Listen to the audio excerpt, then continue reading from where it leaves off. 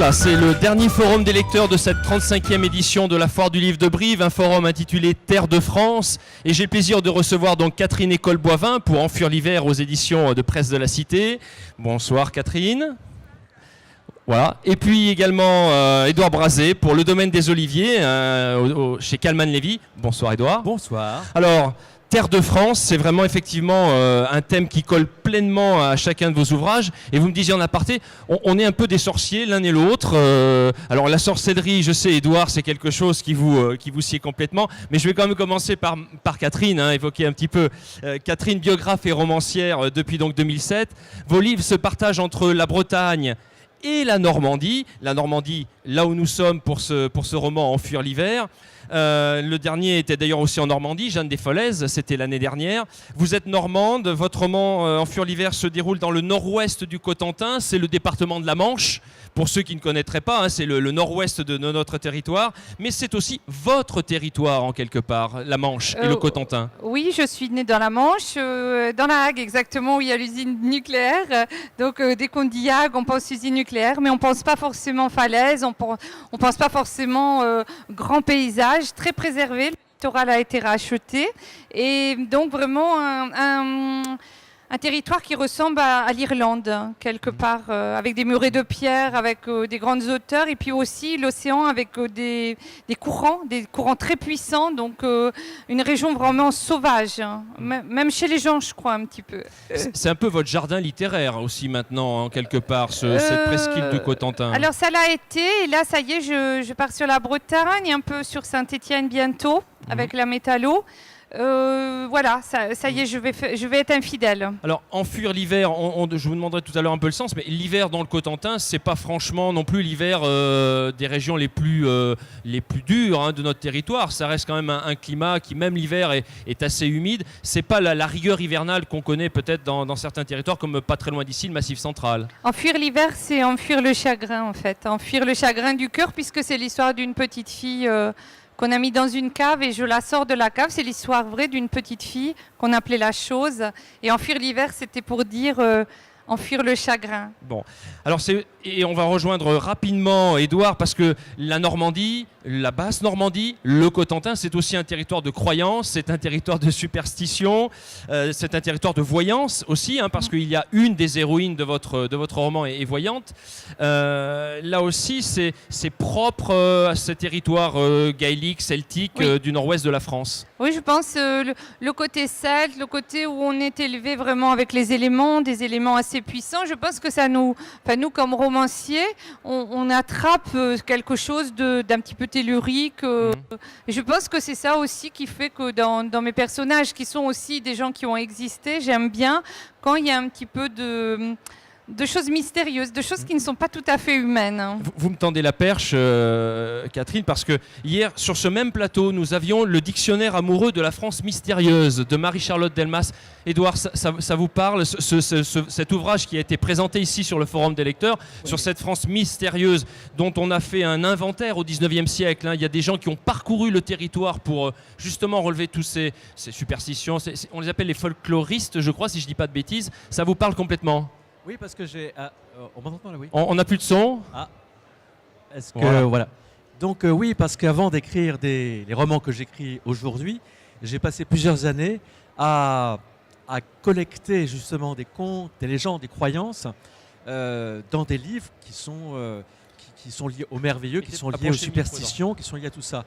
Et justement, c'était un dessin, c'est-à-dire que je voulais en fait retrouver ces croyances-là, les donner à lire aux lecteurs d'aujourd'hui, faire le pont entre ces folkloristes du 19e siècle et les jeunes d'aujourd'hui qui découvrent ces mêmes histoires, mais à travers des jeux de rôle, à travers des fictions de fantasy.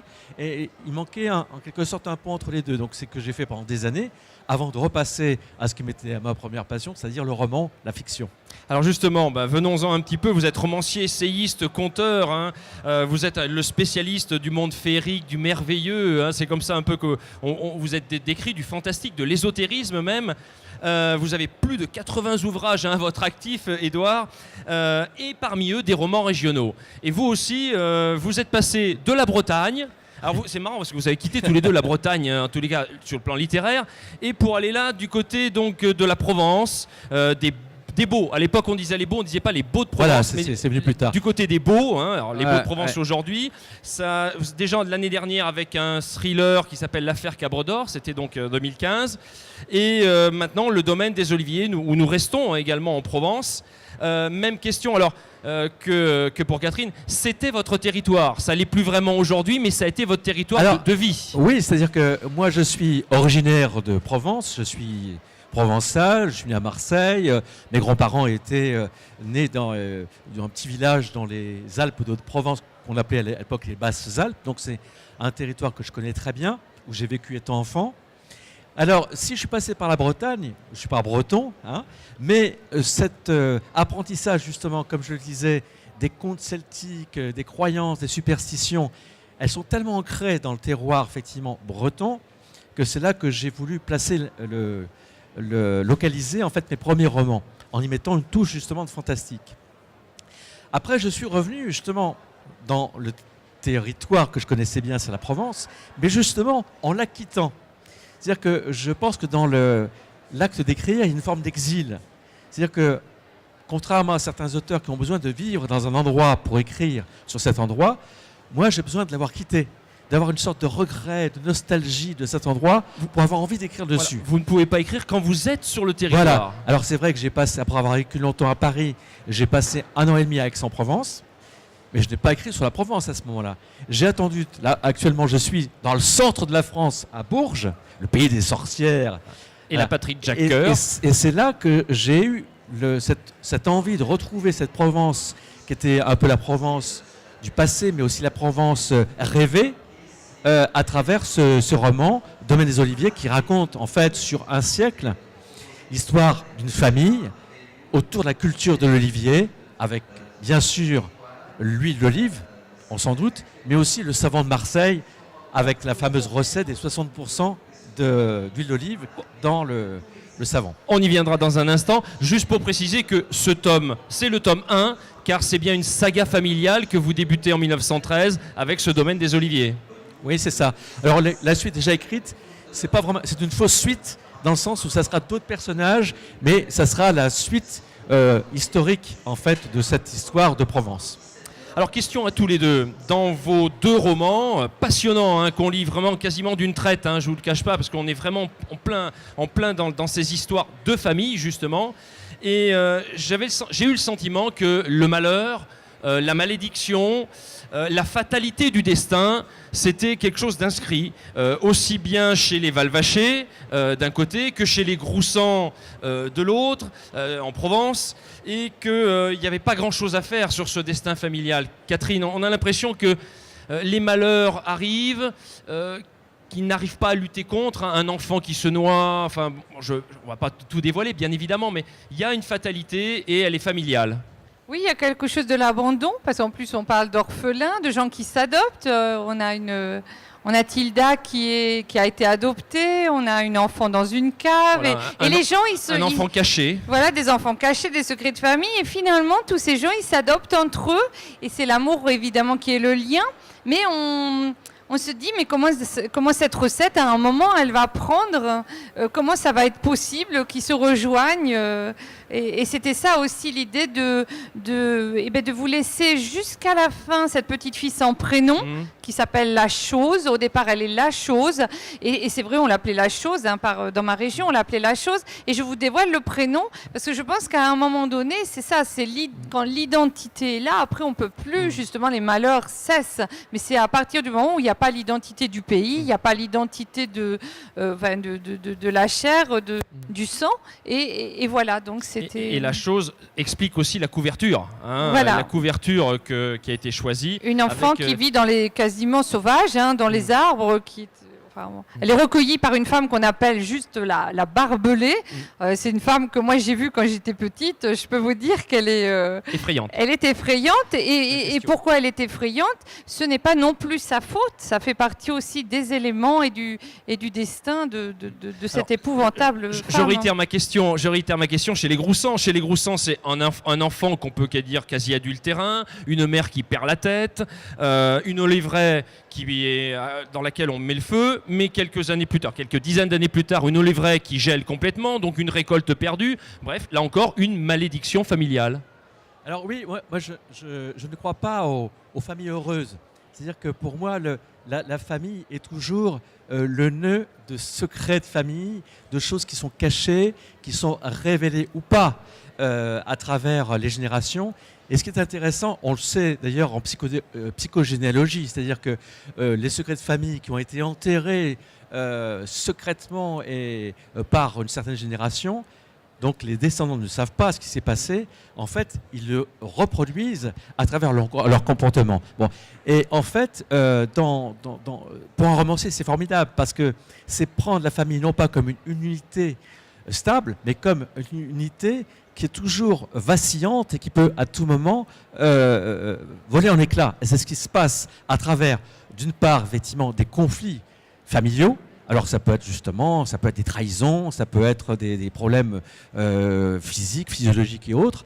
Et ça peut être aussi l'histoire. Parce qu'en l'occurrence, mon histoire se commence en 1913, avant la Grande Guerre. Il est clair que la Grande Guerre a fait partir au front des hommes et les femmes sont restées seules avec tout ce que ça impliquait de solitude, mais aussi de tentation. Voilà. Et donc, c'est des choses qui sont aussi abordées dans le livre et qui ont existé, bien sûr. C'est que qu'est-ce qu'on fait quand on est seul et que le mari est parti pendant des années loin, justement, de la ferme? Qu'est-ce qu'on fait quand on doit s'en sortir et qu'il y a quelqu'un qui vient proposer en fait une aide, mais qui n'est pas désintéressé, bien sûr. Vous faites une transition parfaite, Édouard, c'est génial. Justement, je voulais évoquer le rôle des femmes, parce que là aussi, dans vos romans respectifs, dans ces mondes ruraux, ruraux de la Normandie ou ruraux de Provence, et comme ailleurs en France, on sait, le rôle des femmes en politique, il est néant, nul, et en revanche, dans cette première moitié du XXe siècle, alors commençons par Marguerite. Marguerite, elle négocie quand même, en l'absence de son mari, vous le disiez à l'instant, elle négocie la vente de la récolte d'olives avec le dénommé c'est Pignol, c'est ça, Pignol, le savonnier. Et puis de son côté, Madeleine, institutrice, va devenir aussi une grande résistance et malheureusement, elle sera aussi déportée comme une héroïne. Donc, Édouard, ce rôle des femmes, même, je dirais, sur toute l'entre-deux-guerres, guerre comprise bien sûr, est fondamental dans ces milieux ruraux. Oui, je pense que dans les villes également, mais c'est vrai que pendant 4 ans, le fait, comme je le disais, de ne pas avoir d'hommes, les hommes étaient tous sur le front, les hommes valides en tout cas, fait que les femmes ont été obligées dans un premier temps d'avoir des responsabilités qu'elles n'avaient pas. Pourquoi? Parce qu'elles vivaient dans un monde qui était quand même largement patriarcal. Donc elles ont été obligées dans un premier temps et ensuite elles ont pu prendre goût justement à ces responsabilités. Et lorsque les hommes sont revenus, ils ont retrouvé des femmes qui avaient pris leur indépendance, qui n'avaient pas eu besoin d'eux. Et eux, ils revenaient marqués par cette guerre. Donc souvent, ils étaient taiseux, ils avaient changé de comportement, ils étaient de mauvaise humeur, certains avaient pris l'habitude de boire parce que, surtout la Grande Guerre, on vous envoyait au Gros Rouge pour aller effectivement sous les balles de l'ennemi. Donc effectivement, ça faisait des familles brisées dans lesquelles la femme était en quelque sorte encensée, ce qui a sans doute donné lieu par la suite à justement la révolution progressive des femmes, la garçonne, enfin tout ce mouvement d'émancipation féminine à travers les années 20 et les années 30. Madeleine aussi, chez vous, dans votre roman, Catherine, Madeleine, c'est quand même une femme, on peut dire, accomplie d'une certaine façon, et je le disais tout à l'heure, le rôle qu'elle va prendre comme résistante pour acheminer des informations, distribuer de l'information pendant la guerre, en présence des Allemands d'ailleurs, oui, sur le territoire, en zone occupée, en fait vraiment une femme, alors je ne vais pas dire forte, mais en tous les cas de caractère. Indépendant. En plus, c'est vrai qu'on a eu beaucoup en France d'instituteurs et d'institutrices qui ont donné leur vie pour la résistance, elle en fait partie, elle fait des toutes petites choses et elle en plus elle porte le chagrin de son petit garçon et elle tient plus à la vie, mais elle tient à la liberté. Et en fait, c'est aussi des combats de liberté que je mets en avant souvent dans mes livres. J'ai un livre qui s'appelle Le petit bonnet de laine rouge et Marguerite, elle veut qu'on l'appelle agriculteur parce qu'elle dit quand on en bave à la terre autant que les hommes, on doit s'appeler comme eux et avoir les mêmes droits. Elle veut pas qu'on l'appelle agricultrice sur son acte de mariage. Mais c'est ça, moi j'aime bien les héroïnes qui sont en avance sur leur temps. Et cette force des femmes dans la campagne qu'on a beaucoup connue, mais aussi les ouvrières, je m'intéresse actuellement aux ouvrières, c'est vrai qu'on se rend compte qu'il n'y a pas de différence en force, j'entends en force de caractère entre les femmes et les hommes, mais c'est vrai qu'on est dans ce siècle-là, de nos romans à tous deux, où les femmes commencent à se dire, mais oui, on existe, c'est simplement... Moi, je sors de la cave une petite fille qui est dans une cave, mais aussi je sors par mes livres les héroïnes de leur anonymat. Alors, point commun aussi que l'on trouve en couverture pour tous les deux, une question transversale à nouveau, c'est l'arbre. L'arbre, c'est véritablement... Alors, on le trouve sur chaque... Oui, Catherine vérifie, mais je vous assure, Catherine, l'arbre est bien présent aussi sur la couverture d'Édouard. Alors, je vais commencer par vous, justement. L'olivier, alors je me suis dit, je regarde, mais c'est ridicule. Dans votre livre, En fuir l'hiver, l'arbre, c'est le lieu d'amour et le lieu des croyances. Et on est bien sur un territoire, certes, où il y a beaucoup de pommiers, parce qu'on sait que le cidre en Normandie, c'est traditionnel. mais en tous les cas, l'arbre est aussi un lieu presque culturel, là, tout du moins dans votre livre. Et puis, personnellement, j'aime les arbres. Moi, je parle aux arbres, je parle aux feuilles. Les feuilles, ça me parle, donc c'est vrai que j'aime beaucoup les arbres. Je vais dans un lieu, je regarde les arbres, je trouve c'est très beau avec leur dentelle dans le ciel, tout ça. C'est vraiment, l'arbre me parle beaucoup. Mais pour la chose aussi. Pour la chose, c'est aussi l'arbre, la sève, c'est quelque chose qui la protège. Elle se cache dans un noyer, dans un gros noyer, avec un tronc bien fort et pas un pommier. Et c'est le seul noyer du village. Et cet arbre, il devient aussi son ami, son confident. Et c'est vrai que la chose, elle a aussi quelqu'un qui écrit pour elle et qui aime les arbres. Et je trouve ça beau qu'elle ait, à un moment donné dans sa vie, été recueillie par cet arbre, un peu comme un nid, quelque chose. Et puis c'est la hauteur aussi de l'arbre. Tout à fait. Édouard, l'olivier, l'arbre de paix, le symbole du monde méditerranéen. Je sais que c'est quelque chose qu'on apprend, et c'est pas Catherine qui me démentira, aux petits collégiens en leur disant que l'olivier, c'est l'arbre de la Méditerranée, et puis c'est aussi l'arbre de la paix. Et dans votre roman, il lui arrive beaucoup de choses à cet arbre. Il est un petit peu martyrisé ou maltraité par certains. Alors l'arbre, c'est vrai que c'est aussi l'enracinement, et c'est aussi les branches dans le ciel, donc c'est le lien entre le ciel et la terre, c'est une métaphore de l'être humain qui justement s'enracine d'un côté et qui se spiritualise de l'autre. Alors c'est notamment vrai pour l'olivier parce qu'on dit de l'olivier qu'il est éternel, qu'il est immortel, et c'est vrai dans le sens où même, et ça lui arrive effectivement hélas à l'olivier, aux oliviers dans le livre, c'est que parfois il brûle et parfois il gèle. Donc les deux grands ennemis, il y en a trois. Les trois ennemis de l'olivier, c'est bien sûr l'incendie, c'est le gel et c'est la mouche de l'olivier qui vient pourrir les olives. Alors, pourquoi immortel? Parce que il peut geler, il peut avoir la mouche, il peut brûler, eh bien, il ne meurt pas, dans le sens où il suffit de le recéper, c'est-à-dire une opération qui consiste à tailler effectivement à ras le pied de l'olivier, et il repousse. Alors, bien sûr, ça prend une génération, mais il repart. Et donc, cette idée de sphinx, en quelque sorte, d'éternel recommencement, qui fait que lorsqu'une oliveraie brûle ou gèle, eh bien, 30 ans après, on peut la revoir refleurir. Et donc, c'est une belle métaphore. Et là, dans ce livre, il y a aussi une autre métaphore, c'est le rapprochement, puisqu'on est dans le monde méditerranéen, entre la Provence et la Grèce, et notamment l'Asie mineure, parce que l'un des personnages clés du roman qui arrive dans la deuxième génération familiale, c'est Athéna, qui est une grecque d'Asie mineure, juste avant effectivement la grande catastrophe qui a fait que, avec l'invasion des Ottomans, les Grecs d'Asie mineure ont dû fuir leur pays.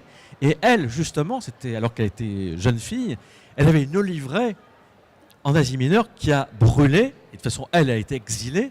Et ce n'est qu'en Provence, c'est-à-dire au-delà de la mer, qu'elle a pu retrouver les conditions qui lui ont permis de retrouver cette culture d'olivier.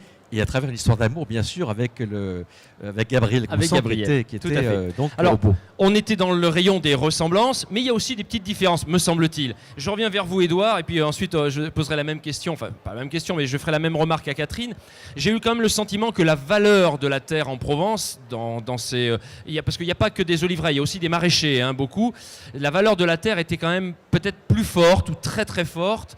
Alors qu'en Normandie, elle me semblait peut-être un petit peu moins importante. Est-ce que vraiment la valeur de la terre, cet attachement, et puis la valeur pécuniaire d'une certaine façon aussi, est si importante que cela, puisque nous sommes entre 1913 et 1929, à la veille du grand krach économique mondial, et est-ce que véritablement c'est la richesse que les gens ont dans leur poche, en quelque part? C'est cette terre qu'ils cultivent, cette terre qu'ils exploitent, est d'une très très grande valeur.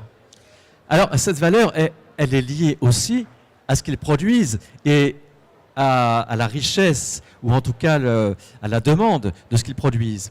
Or là, par rapport à l'exploitation de l'olive et de l'huile d'olive, c'est un peu particulier parce que, à l'époque, par exemple, l'huile d'olive des Baux-de-Provence, où situe l'action de mon livre, aujourd'hui, c'est une des meilleures, mais aussi une des plus chères. C'est vraiment un produit de luxe. À l'époque, l'huile d'olive, c'était pas considéré, c'est-à-dire qu'on avait le sentiment que c'était bon pour ce qu'on appelait les colonies à l'époque, et que ça n'avait pas spécialement d'intérêt, et qu'en revanche, pour faire la cuisine, on ne connaissait pas le régime méditerranéen, et on ne faisait pas spécialement de cuisine à l'huile d'olive, on préfère la cuisine au beurre qu'on faisait dans le Nord. Donc en fait, au début du livre, lorsque le père de Gabriel Groussan, Aimé, achète cette terre pour y cultiver l'olive, il y a des oliviers certes, mais ça appartient à un vieux berger qui a des moutons, et ma foi, il est là, ces moutons, ils pèsent au milieu des oliviers, pour lui, ça ressemble à rien. Elle ne vaut rien, cette terre. Elle ne vaut que par ce qu'on y fait. En revanche, l'opposant du livre, c'est-à-dire le savonnier de Salon de Provence, lui, il la veut, cette terre. Il est prêt à faire une surenchère, à la payer 2 fois, 3 fois, 10 fois le prix. Pourquoi ? Parce qu'il a besoin de cette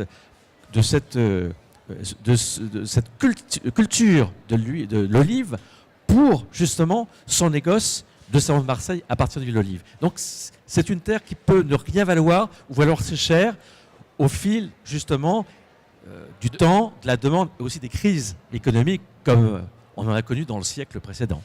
Catherine, est-ce que j'ai eu le sentiment donc, que la valeur de la terre était pas finalement très très importante sur cette basse Normandie, dans ce Cotentin. Ils sont éleveurs dans une ferme isolée. Bon, on sait qu'il y a des landes, c'est le propre de ces paysages normands. Et c'est vrai que ce ne sont pas des paysages qui transpirent la richesse. C'est une terre à cailloux, donc et puis l'une des familles est potière, donc c'est de la terre d'argile. Mais nous, on a une terre à cailloux. Enfin, on est d'une terre à cailloux qui est vraiment déjà fermée par des tout petits murets de pierre. Donc une terre à cailloux avec des petits clos qui sont fermés par des petits murets de pierre. Donc comme je vous disais, comme en Irlande. Et donc on fait un petit peu d'élevage. Il y a quelques non, je pense que c'est pas quelque chose qui est déterminant parce qu'on ne peut pas avoir des grandes propriétés. C'est tout petit, c'est une presqu'île, la presqu'île du Cotentin. Et donc la presqu'île, forcément, à un moment donné, vous arrivez à la mer et il faut reculer. Vous n'avez pas les grandes plaines. Après, la Normandie, il y a les grandes plaines de Caen, mais c'est à 200 km, enfin à plus de 100 km. Alors justement, ces familles qui exploitent, parlons-en. Même si l'environnement a changé, ces histoires familiales, et c'est aussi valable pour tous les deux, elles sont d'une certaine façon, même si elles se déroulent au début du XXe siècle et pour vous à fin XIXe, début XXe également, et jusqu'après la Seconde Guerre mondiale, ces histoires sont finalement très contemporaines. C'est malheureusement des violences familiales, des enfants abandonnés, l'adoption, la famille recomposée, la famille brisée, mais aussi des histoires d'amour. Édouard l'évoquait tout à l'heure, l'alcoolisme. Il y a une contemporanéité dans vos histoires qui serait totalement applicable en ce début du XXIe siècle. Il y a le secret de famille avec l'effroyable de sentir qu'il y a quelque chose et de ne pas savoir. Et ça, c'est quelque chose qui remue du fond, c'est quelque chose, il y a des vies derrière, il y a quelque chose. Et c'est vrai que c'est ces recherches, moi je suis très intéressée par les secrets de famille.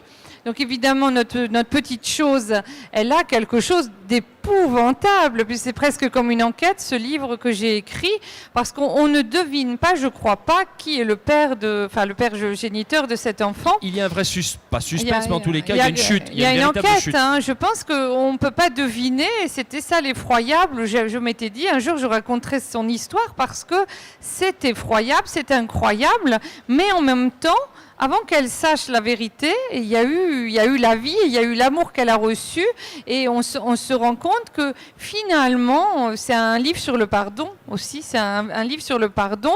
Il y a le secret de famille, il y a quelque chose, mais tout ça, ça reste humain. Enfin, dans tous ces éléments un peu sauvages, tout ça, il reste de l'humanité, et c'est aussi un livre sur le pardon. Et Catherine, je précise également que cette jeune fille, la chose, cet enfant caché, est en même temps aussi dans le livre la narratrice. Elle intervient à de nombreuses reprises pour nous préciser l'environnement, et puis parfois même elle nous annonce ce qui va se passer tout de suite après dans le chapitre suivant. Elle nous embrouille, un petit peu comme un arbre avec ses feuilles qui volaient un peu dans tous les sens. Édouard, l'aspect contemporain de ces histoires de famille, même si elles se déroulent au début du XXe. Oui, mais en fait, on s'aperçoit d'une chose, c'est que la société change, et aujourd'hui elle change de plus en plus vite, le monde change. En revanche, l'être humain, lui, ne change pas tellement. Je dirais même qu'il ne change pas du tout. Et pour ce qui concerne les relations familiales, eh bien, on a les mêmes, quelle que soit l'époque, on a les mêmes choses qui se reproduisent. Effectivement, il y a toujours des histoires d'amour qui finissent plus ou moins bien, il y a des ruptures, il y a des trahisons, il y a des secrets de famille, effectivement, qui sont ou non révélés. Donc ça, c'est quelque chose qui perdure, quelle que soit l'époque. Alors l'intérêt, justement, de prendre une époque un peu reculée, c'est quoi? C'est qu'on a déjà un peu plus de recul par rapport à cette époque, et on peut dire des choses sur le monde contemporain plus facilement, parce que c'était à l'époque. Bon, voilà, ça s'est passé ainsi. Et en fait, ça permet d'évoquer des problèmes qui sont parfois très contemporains, très modernes, à travers la fiction de quelque chose d'ancien. Voilà, c'est le paradoxe du roman dit un peu historique. C'est le fait de parler d'aujourd'hui. En fait, on ne parle jamais que d'aujourd'hui. Et effectivement, on changerait la date, on mettrait la même action aujourd'hui, l'histoire familiale serait la même. La différence, c'est qu'évidemment, là, il traverse par exemple la Grande Guerre. Nous, pour l'instant, ce n'est pas le cas. J'espère que ça ne le sera pas, mais bon, voilà. Il y a parfois des événements extérieurs extrêmement forts, extrêmement violents, qui poussent les gens dans leur retranchement.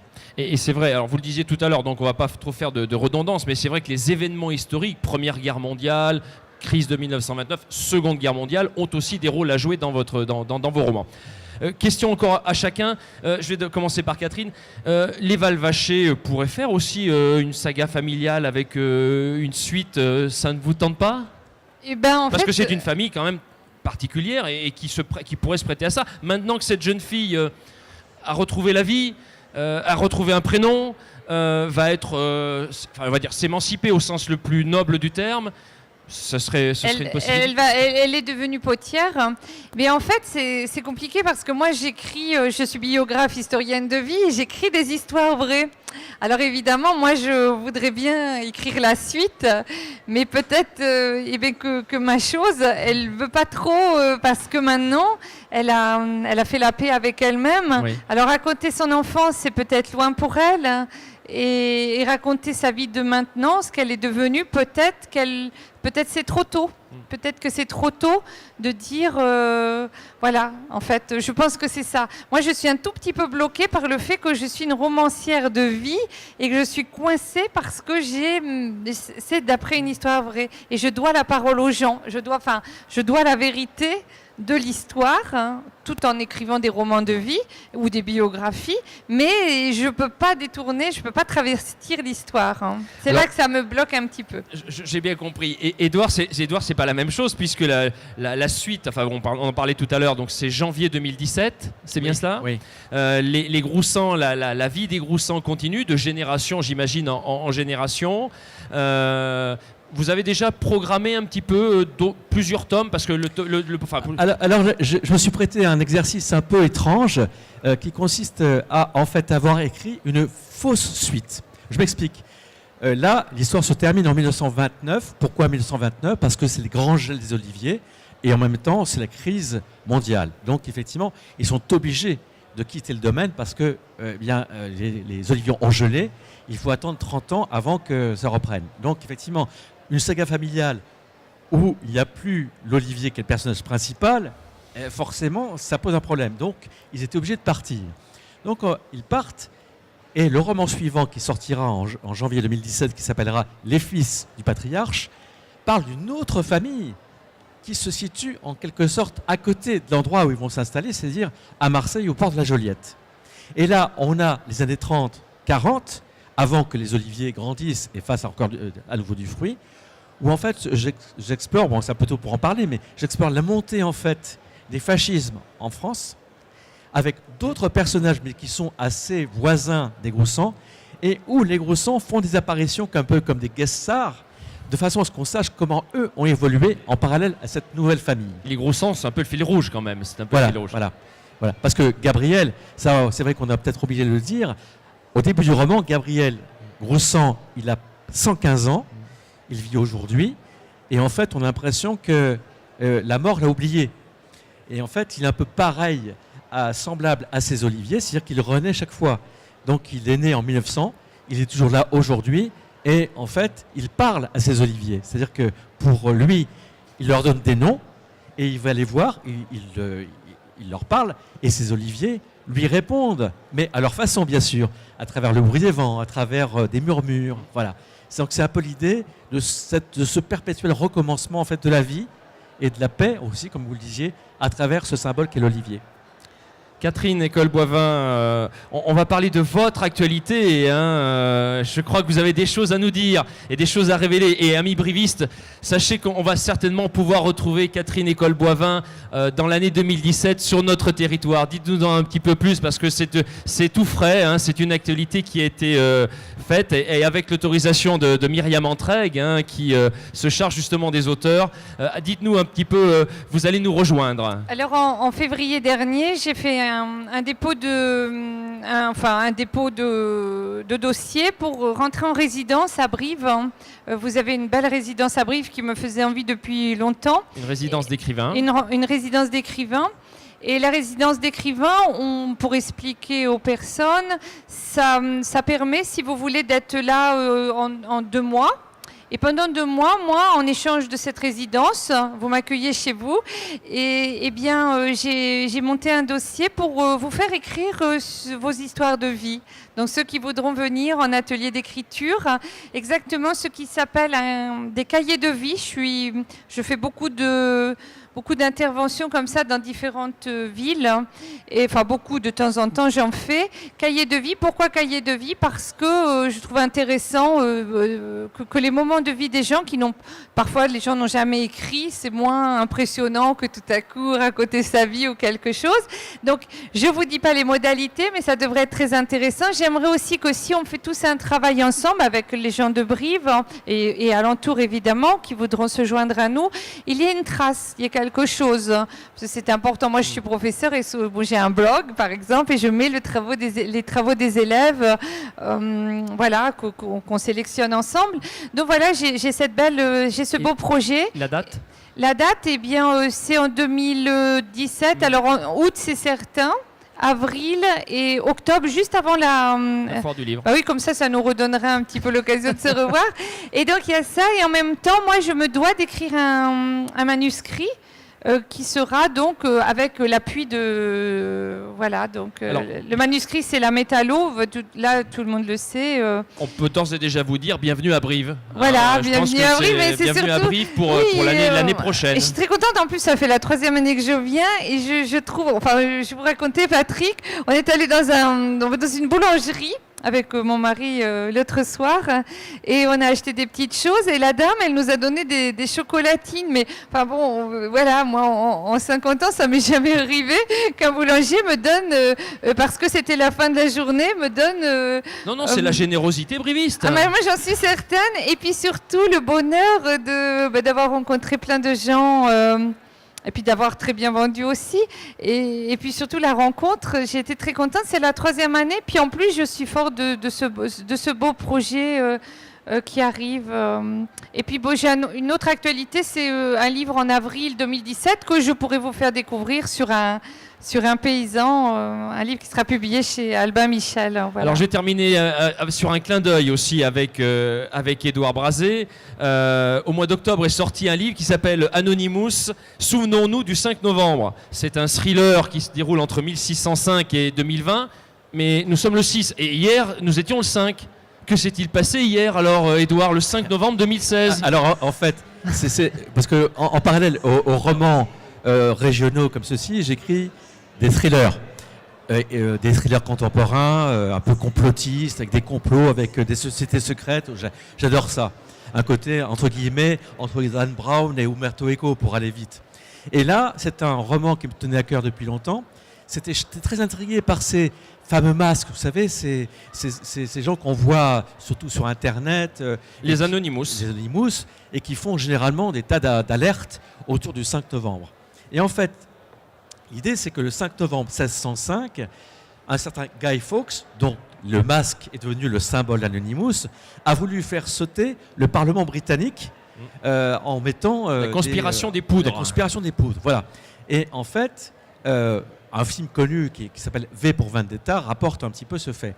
Donc, moi, ce que j'ai eu comme idée, c'est me dire, peut-être que l'origine d'Anonymous, c'est pas, il y a 15 ans, des geeks qui, en fait, pianotaient sur Internet et, en fait, faisaient des alertes, etc.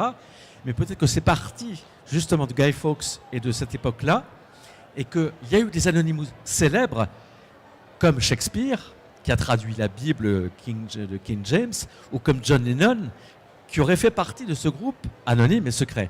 Alors, comme aussi clin d'œil, j'ai décidé de ne pas le signer, puisque un livre sur Anonymous, en le signant de son nom, je trouvais ça un peu prétentieux, et pour jouer le jeu jusqu'au bout, donc c'est un livre anonyme sur Anonymous. Merci Édouard, merci à tous les deux. Je rappelle vos livres. Merci. Catherine École Boivin, Enfuir l'hiver aux presses de la Cité. C'est la collection d'ailleurs Terre de France, hein, donc c'était d'ailleurs le titre de cette rencontre. Et puis donc Édouard Brazé, Le Domaine des Oliviers, un roman chez Calman Lévy, un roman donc qui aura une suite, une presque vraie suite, donc, comme nous le disait Édouard, dès le mois de janvier 2017. Merci à tous les deux. Merci beaucoup. Merci à tous.